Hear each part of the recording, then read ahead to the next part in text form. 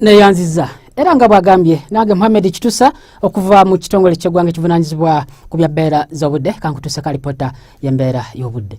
Enkuba yatonyeeko mu bitundu by'eggwanga ebyenjawulo mu ssaawa 8 zitukubya amabega okusinziira ku alipota zetukunganyiza. Wabula era twakedde kwekenneenya ku mbeera y'obudde nga bwe yakedde mu Siyatu.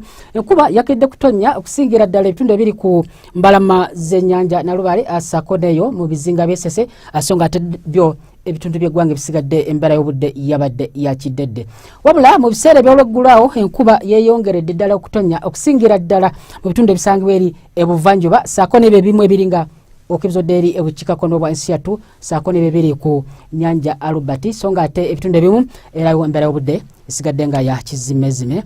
Obadde twekenneenya ekifaananyi ekyakakubibwa Ssemugenze ku Samazinga Africa kitulaze nga waluse wandula mpewo 2 emwesangibwa eri mu ddungu ly'Ebwarabu ebukiikakono bwa Samazinga Africa saako nayo eyitibwa St Helena etudde ku Seguyanja Atlantica eri ebukiikaddyo bwa Samazinga Africa zibadde zeeyongeddemu amaanyi.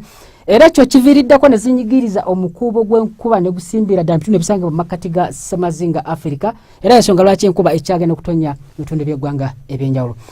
Tusubira olwandagirize mu bitundu ebiri Arua okutuukira ddala eri mu nsozi z'omukabaale songa ate ebitundu ebimu bisangibwa eri ebuvanjuba nga okizodde eri ebukiikakono okusubira omusana okwakanga gukubakwamu.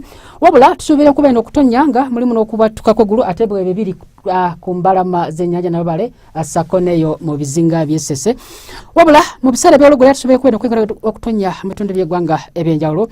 Ebbugumu okuba ku serisasa 27 Kampala wamu n'Entebbe songa ate Tololo okutuukira ddala Kitugumo 29 Kotido 30 Arua paka makkati ga Siyatu kugeza nga Nakasongola Mubende Mityana 28 songa ate eri mu nsozi z'omukabaale saako ne Kisoro 24 wabula era Kasese n'Embalala era nawo 28.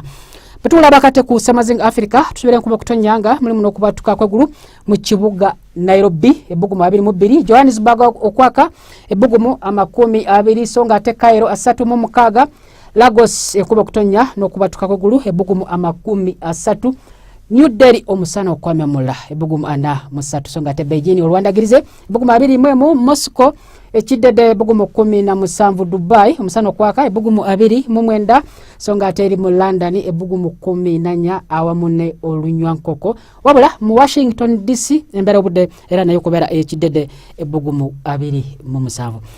Ebisingako ku mbeera y'obudde kyalirako omutimbagano gw'ekitongole kyaffe nga bw'ogula ku timbe lwa UBC beera bulungi weraba.